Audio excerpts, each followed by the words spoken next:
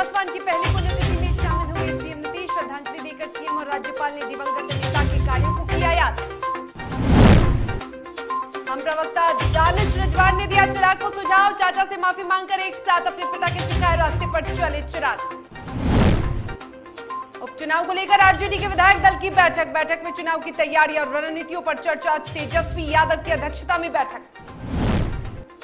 पंचायत चुनाव के तीसरे चरण के मतदान के दौरान समस्तीपुर में हुआ हंगामा। मतदान केंद्र पर पोलिंग एजेंट और पुलिस कर्मियों में नोकझोंक। नमस्कार, आप देख रहे हैं डीटीवी भारत और मैं हूं आपके साथ शर्मिला चौहान।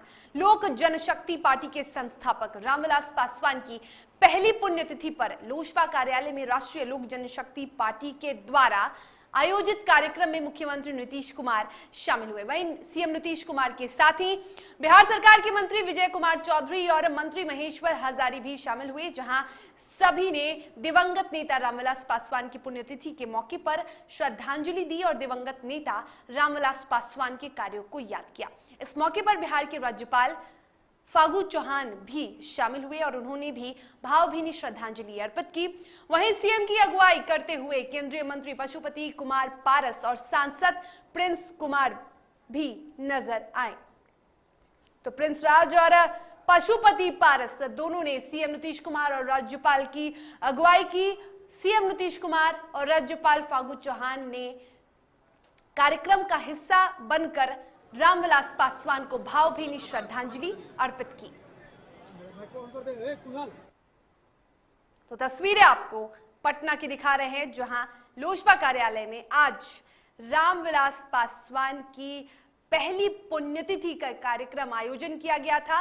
और ऐसे में राष्ट्रीय लोक जनशक्ति पार्टी रालोजपा में जितने भी नेता हैं, यानी साफ तौर पर कहे तो पारस गुट पशुपति पारस ने इस कार्यक्रम का आयोजन किया था और पशुपति पारस के साथ सांसद प्रिंस राज भी मौजूद रहे और नेताओं की अगुवानी करते नजर आए।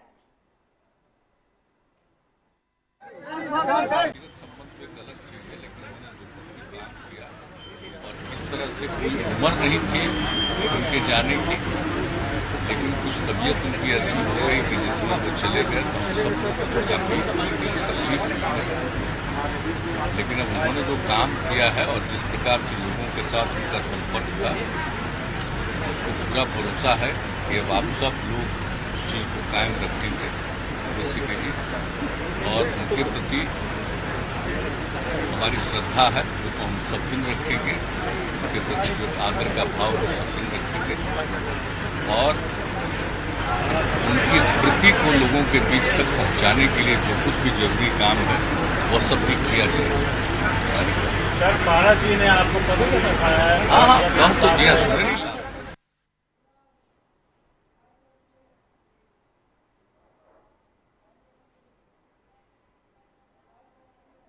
तो ये सीधी तस्वीरें, लाइव तस्वीरें हम आपको दिखा रहे हैं लोक जनशक्ति राष्ट्रीय लोक जनशक्ति पार्टी के कार्यालय की, जहां आज पूर्व केंद्रीय मंत्री दिवंगत रामविलास पासवान की पहली पुण्यतिथि के कार्यक्रम का आयोजन किया गया। और साफ तौर पे हम देख सकते हैं कि नेताओं का जमावड़ा अब धीरे धीरे लगना शुरू हो चुका है। और ऐसे में मुख्यमंत्री नीतीश कुमार, बिहार के राज्यपाल फागू चौहान, शिक्षा मंत्री विजय कुमार चौधरी और कई अन्य वरिष्ठ नेताओं ने पहुंचकर रामविलास पासवान को श्रद्धांजलि अर्पित की, दिवंगत नेता के कार्यों को याद किया। तो रामविलास पासवान की पहली पुण्यतिथि का आज आयोजन पटना में भी किया गया है और दूसरी ओर चिराग पासवान ने दिल्ली स्थित अपने आवास पर भी आज पुण्यतिथि कार्यक्रम का आयोजन किया है।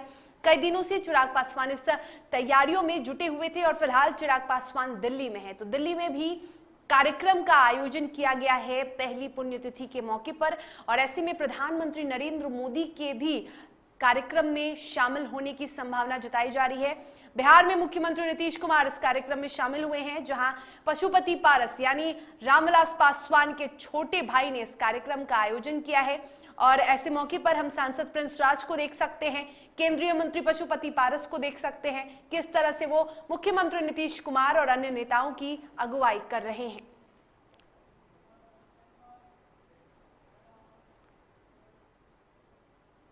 लोक जनशक्ति पार्टी के संस्थापक स्वर्गीय रामविलास पासवान की पहली पुण्यतिथि है और इस मौके पर आज दिल्ली में उनके बेटे और जमुई से सांसद चिराग पासवान और पटना में उनके भाई पशुपति पारस ने श्रद्धांजलि अर्पित की है और कार्यक्रम का आयोजन भी किया है। और इस दौरान हम प्रवक्ता दानिश रिजवान ने कहा कि आज पूरा देश रामविलास पासवान को याद कर रहा है। आज के दिन चिराग पासवान से अनुरोध करेंगे कि रामविलास पासवान के बताए हुए रास्ते पर चले। रामविलास पासवान ने हमेशा कांग्रेस और महागठबंधन का विरोध किया है। चिराग को चाचा से माफी मांगकर उनके साथ आ जाना चाहिए। रामविलास के पहली पुण्यतिथि पर चिराग पासवान ये संकल्प ले कि किसी भी कीमत पर महागठबंधन में जीतने नहीं देना है।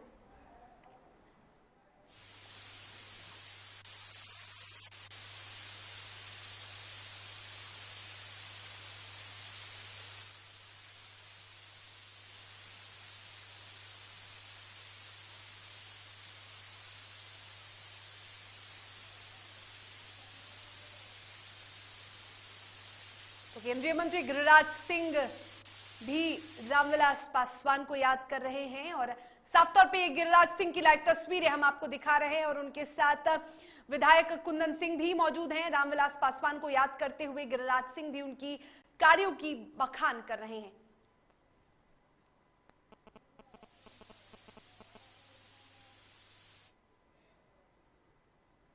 देखिए, पहली पुण्यतिथि के अवसर पर आज पूरा देश आदरणीय रामविलास पासवान जी को याद कर रहा है और आज के दिन मैं चिराग पासवान जी से अनुरोध करूंगा कि रामविलास पासवान जी के बताए हुए रास्ते पे चलने की जरूरत है।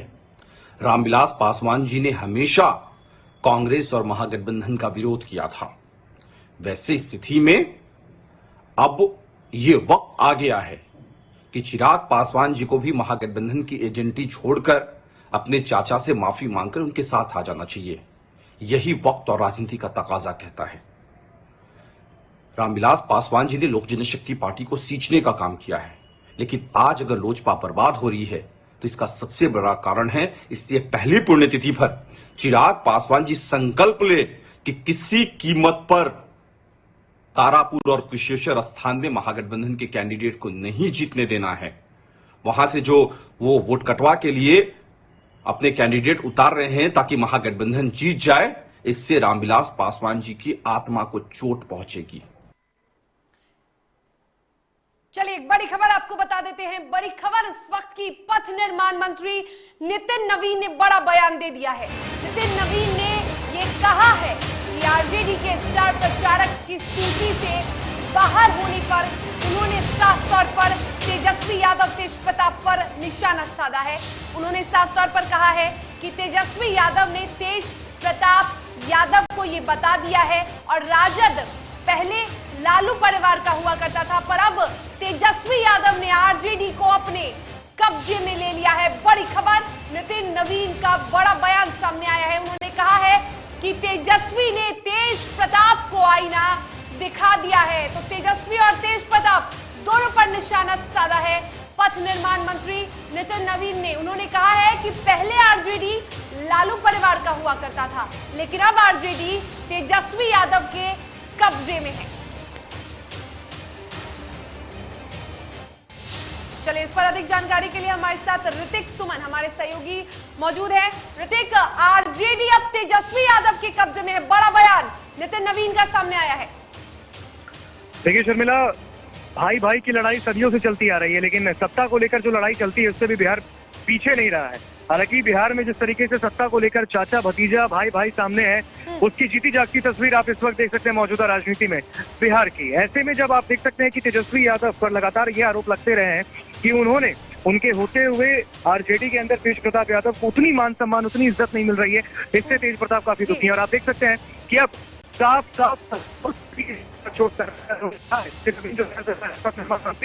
उन्होंने कहा है कि तेजस्वी यादव ने तेजप्रताप दिखा दिया। आप देखिए, स्टार प्रचारक की सूची से नाम हटा दिया तेजप्रताप यादव का। वो तेजप्रताप जो हर में अगर विधानसभा की बात करें तो चाहे वो उनके जो स्थानीय इलाके हैं जहां पर विधानसभा उनका क्षेत्र है, या फिर कई जगहों पर जाकर, क्योंकि उनका एक अपना अंदाज रहा है तेज प्रताप यादव का वोट मांगने को लेकर, लेकिन ऐसे में स्टार प्रचारक की सूची से तेज प्रताप यादव का नाम गायब कर दिया गया, तो कहीं ना कहीं चोट तो होने लगी है और ऐसे में अब सत्ता पक्ष इसको भुनाने में लगा है। सत्ता पक्ष भुनाने में लगा है, लेकिन क्या लगता है जिस तरह से तेज प्रताप यादव के नाम को स्टार प्रचारक की सूची से हटा दिया गया, उससे आरजेडी को कितना नुकसान होने वाला है? आरजेडी को नुकसान होगा या नहीं होगा ये तो अब उपचुनाव के नतीजे ही बताएंगे, लेकिन हाँ, ऐसे में आपको बता दूं कि स्टार प्रचारक की सूची में, क्योंकि तेजस्वी यादव आप कह सकते हैं कि वो बातें हो सकती हैं कि घर का भेदी लंका ढाई वाली बात हो गई। तेज प्रताप यादव जो कि इतना कॉन्फिडेंस लेके चल रहे थे कि तेजस्वी यादव उन्हें उतना तो मान सम्मान देंगे ही देंगे, क्योंकि उन्होंने बार बार कहा है कि जब हम भाई से मिलने जाते हैं तो सलाहकार मिलने नहीं देते हैं। तेजस्वी यादव, और ये भी नितिन नवीन ने कहा है कि तेजस्वी ने आरजेडी के बागडोर को संभाल लिया है, यानी कि जो लालू यादव की तरफ था जब उन्होंने सब कुछ किया, ऐसे में अब तेजस्वी यादव पर तमाम चीजें आ गई हैं, तो तेजस्वी यादव अपने तरीके से राष्ट्रीय जनता दल को निकालने में लगे हैं और ऐसे में आगे बढ़ाने की कोशिश में शायद भाई को छोड़ दिया है पीछे। अच्छा, एक और सवाल पूछना चाहेंगे ऋतिक, जिस तरह से पिछली बार हमने देखा था कि कई बार तेज प्रताप यादव जगदानंद सिंह के खिलाफ चल रहे थे, तो क्या इसको लेकर ये कार्रवाई की गई?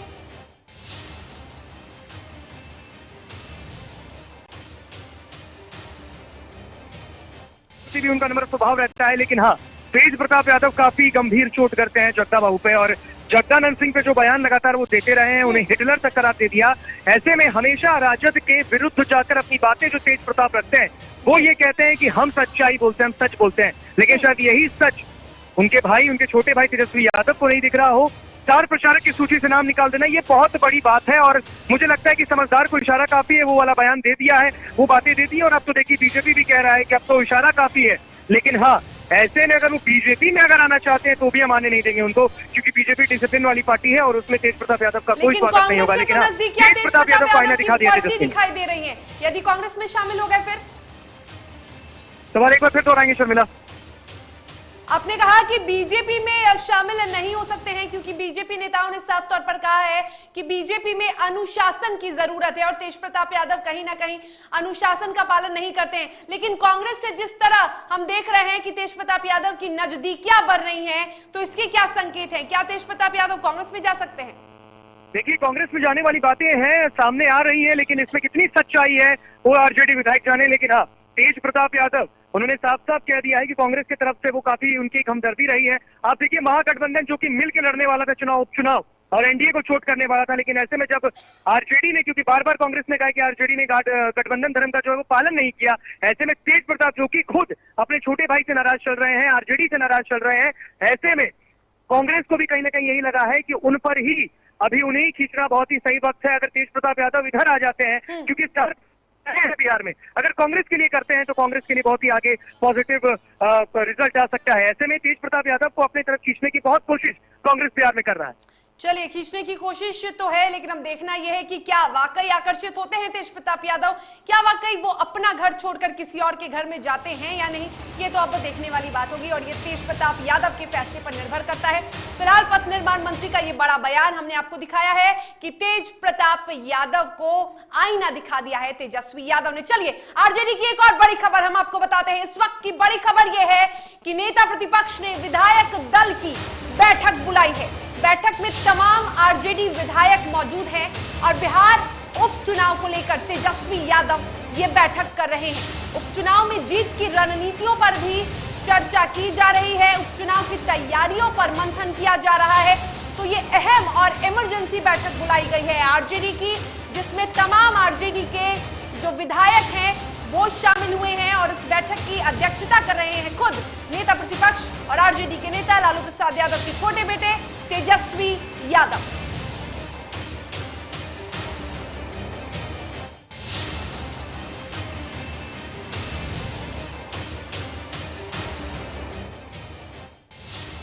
चलिए, इस पर अधिक जानकारी के लिए हमारे साथ सहयोगी उत्कर्ष जुड़े हुए हैं। उत्कर्ष, क्या अपडेट है बैठक को लेकर, आरजेडी की अहम बैठक? जी बिल्कुल शर्मिला, आरजेडी के द्वारा आज एक अहम बैठक बुलाई गई है। ये बैठक इसलिए सबसे ज्यादा महत्वपूर्ण है क्योंकि बिहार में 2 सीटों पर उपचुनाव होने हैं, जिसको लेकर महागठबंधन से, या यूं कह लें कि महागठबंधन की 2 जो पार्टियां हैं उन्होंने उम्मीदवार उतार दिए हैं। तो राजद इसको लेकर आज बैठक कर रही है, जिसमें तमाम राजद के विधायक मौजूद हैं। हालांकि तेज प्रताप यादव इसमें मौजूद नहीं है, इनके अलावा तमाम जो बड़े विधायक हैं, बड़े कार्यकर्ता हैं, वो सारे लोग यहाँ मौजूद हैं। शर्मिला, उत्कर्ष, तेज प्रताप यादव को भी स्टार प्रचारक की सूची में शामिल नहीं किया गया है। कई दिनों से खबरें सामने आ रही हैं कि उन्हें निष्कासित किया जा चुका है। पार्टी के सिंबल के इस्तेमाल पे भी रोक लगा दी गई है। तो क्या इसको लेकर भी बैठक में कुछ चर्चा हो सकती है?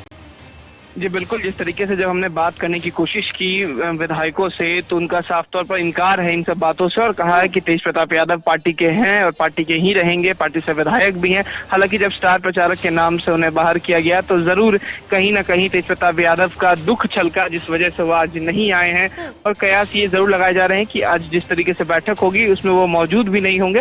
हालांकि जब लालू प्रसाद यादव आएंगे तो इन सब बातों पर कहीं ना कहीं पूर्ण विराम लग सकता है। लेकिन फिलहाल जो स्थिति है, जरूर ऐसा लग रहा है कि तेज प्रताप यादव की नाराजगी तेजस्वी से जरूर दिख रही है। बिल्कुल, तेज प्रताप यादव की नाराजगी दिख रही है। फिलहाल आरजेडी की अहम बैठक और बैठक में कई मुद्दों पर गहनता से चर्चा की जा रही है, कई मुद्दों पर मंथन किया जा रहा है। फिलहाल खबरों में आगे बढ़ेंगे। पटना में आरजेडी की बैठक में शामिल होने जब भाई वीरेंद्र यानी आरजेडी के विधायक पहुंचे तो उन्होंने तेज प्रताप यादव को लेकर कहा कि पार्टी निर्णय करेगी, पार्टी के शीर्ष नेतृत्व ये निर्णय करेगी कि उन्हें क्या करना है। जैसे हम विधायक हैं वैसे ही तेज प्रताप यादव भी आरजेडी के विधायक हैं।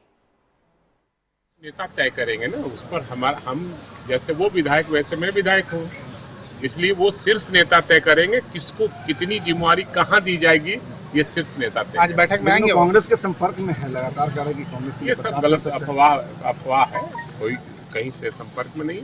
और शीर्ष नेता इस पर ये करेंगे। अब आएंगे, सबको सूचना गई है, सबको आना चाहिए।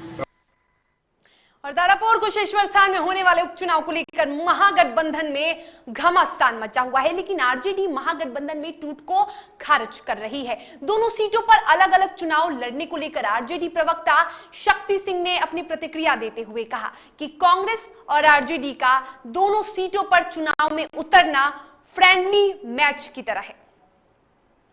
पूरी तरह से मजबूत है, इससे कोई नकार नहीं सकता। ये बात अलग है कि कुशेश्वर स्थान और तारापुर में जो हो रहे हैं चुनाव, उसमें कांग्रेस पार्टी ने अपना उम्मीदवार खड़ा करके फ्रेंडली मैच लड़ने का निर्णय ले लिया। वो उनका अपना फैसला है। हम लोगों ने जनभावना को ध्यान में रखते हुए दोनों सीटों पर जो कमिटमेंट है राष्ट्रीय जनता दल का, पुअर एम्पावरमेंट का, मुख्यधारा में जोड़ने का, अंतिम पंक्ति का लोग, गणेश भारती जैसा भुइयां का बेटा तो कभी सपना में नहीं सोच सकता था आज़ादी के बाद पहली बार कुशेश्वर स्थान में किसी भुइयां को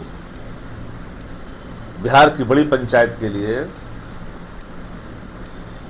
बड़ा पंचायत लोकतंत्र का मंदिर है, विधानसभा के लिए टिकट देने का काम किया। शायद किसी को ज्ञात नहीं है या है, मैं नहीं जानता, पर मुझे जो ज्ञात है, मेरे सामने जो बातें हुई है, मेरे समक्ष ही भक्त चरण दास जी से ही बात हुई, सीपीआई, सीपीएम, सीपीआई-एमएल के सभी साथियों से दूरभाष पर बात करके निर्णय के संदर्भ में संसूचित किया। प्रेस कॉन्फ्रेंस में आने के लिए आमंत्रित भी दिया किया। बिहार के अध्यक्ष को भी हम लोगों ने फ़ोन किया, मदन मोहन झा जी को भी, उनसे ही बात हुई है। कौन न कर सकता है जी, जो बातें हो गई उसको कौन कहे। तो मैं डिटेल्स, ऐसा कोई बात होगा तो हम डिटेल्स दे देंगे, नंबर के साथ कितने बजे हम बात किया। सब लोगों से हम लोगों ने बात कर ली, कहा कि कर लीजिए जो करना है, कोई बड़ी बात है। 2 सीट पर चुनाव था, जितना लक्ष्य था, इसलिए हम लोगों ने निर्णय लिया। चलिए, खबरों में वक्त हो चला है एक छोटे से ब्रेक का। ब्रेक के बाद खबरों के साथ जल्द हाजिर होंगे।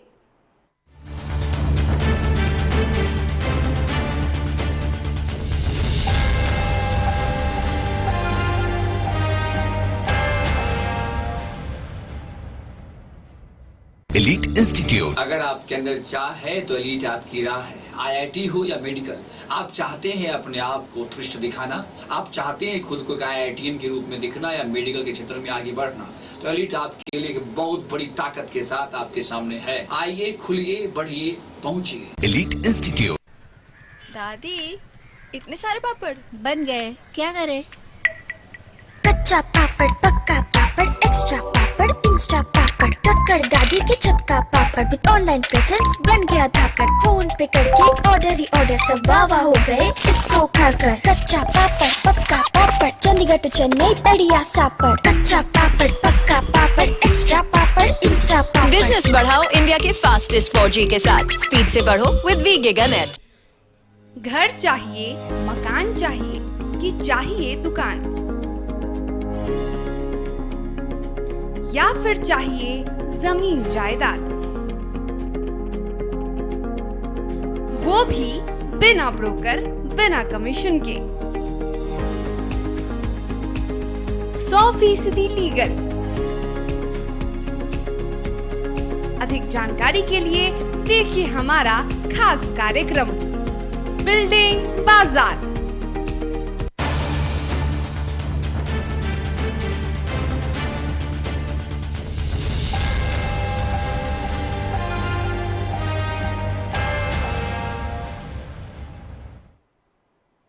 चलिए ब्रेक के बाद एक बार फिर से आप सभी का स्वागत है और अब सीधा आपको लिए चलते हैं और सीधा आपको जानकारी देते हैं बिहार के पंचायत चुनाव के तीसरे चरण के मतदान की। जी हां, गांव की सरकार बिहार में पंचायत चुनाव के तीसरे चरण का मतदान जारी है। बता दें कि तीसरे चरण का मतदान 35 जिलों के 50 प्रखंडों में हो रहा है। ऐसे में आपको बिहार के बक्सर, सुपौल, बेगूसराय और वैशाली की तस्वीरें दिखा रहे हैं, जहां मतदान केंद्रों पर वोटिंग की प्रक्रिया जारी है। गौरतलब हो कि मतदान केंद्रों पर प्रशासनिक बल की तैनाती की गई है ताकि मतदान शांतिपूर्ण तरीके से संपन्न हो सके। तो तस्वीरें बेगूसराय, सुपौल, वैशाली और बक्सर की हैं।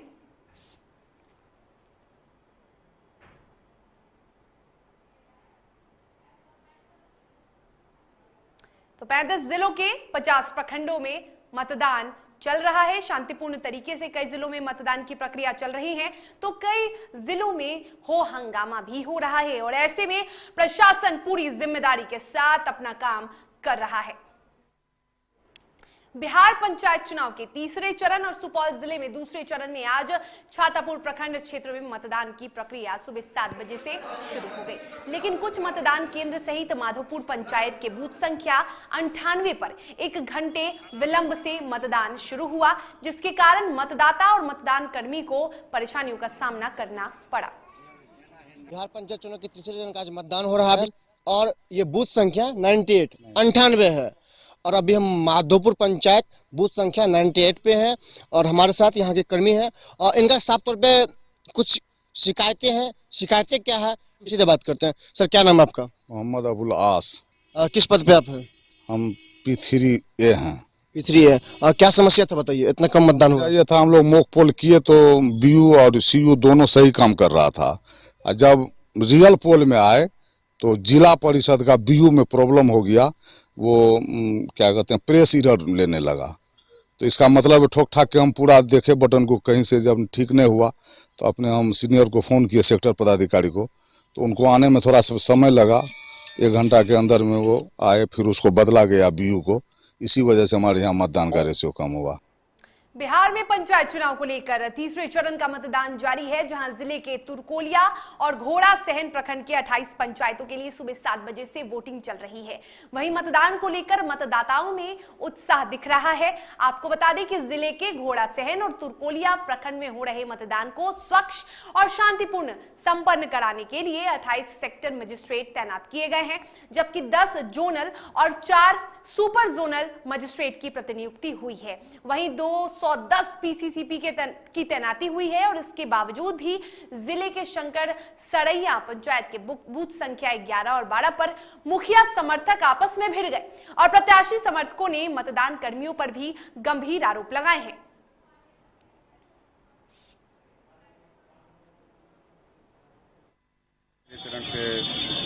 तुरकोलिया प्रखंड और घोड़ासहन प्रखंड में आज मोतिहारी जिला के अंतर्गत पंचायत के चुनाव। बेगूसराय में पंचायत चुनाव के तीसरे चरण में 2 प्रखंडों के 16 पंचायतों में मतदान शांतिपूर्ण चल रहा है। मतदान केंद्रों का जायजा लेने डीएम अरविंद कुमार वर्मा, एसपी अवकाश कुमार और अधिकारियों के साथ पहुंचे।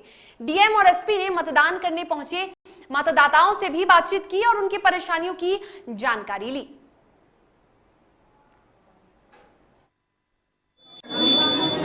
आज के दिन जो तीसरा चरण में बेगूसराय जिला में बीरपुर प्रखंड और दंदारी प्रखंड 2 जगहों पे मतदान हो रहा है।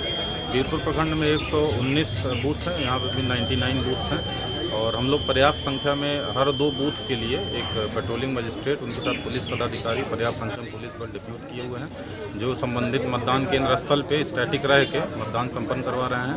इसके अतिरिक्त हर पंचायत में 2-2 सेक्टर मजिस्ट्रेट और पुलिस पदाधिकारी पुलिस बल के साथ डिप्यूटेड हैं। वो लोगों के पास लगभग 8 से 10 बूथ एक सेक्टर मजिस्ट्रेट के पास है। ये पूरी तरीके से शांतिपूर्ण ढंग से चुनाव संपन्न हो रहा है। सुबह कुछ जगहों पे ईवीएम कहीं कहीं खराब होने की सूचना मिली थी, तो उसको हम लोग रिजर्व ईवीएम सेक्टर मजिस्ट्रेट्स को दी। और बिहार पंचायत चुनाव के तीसरे चरण का मतदान सूबे के कई प्रखंडों में चल रहा है और इसी कड़ी में समस्तीपुर के रामचंद्रपुर मतदान केंद्र संख्या 244 पर भी मतदान किया जा रहा है। इस बीच मतदान केंद्र पर हंगामे की खबर है। बता दें कि पोलिंग एजेंट और पुलिसकर्मी के बीच नोकझोंक हो गई, जिससे मतदान केंद्र पर अफरा तफरी का माहौल बन गया।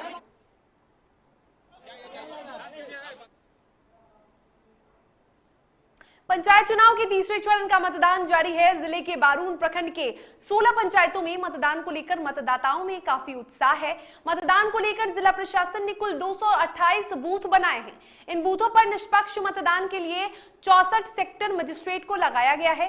पहले के 2 चरणों में ईवीएम की गड़बड़ी को देखते हुए जिला प्रशासन ने बारून में 44 मास्टर ट्रेनरों को लगा रखा है, जो ईवीएम की गड़बड़ी पर तुरंत उसको बदलकर मतदान को सुचारू तरीके से संपन्न करा सके।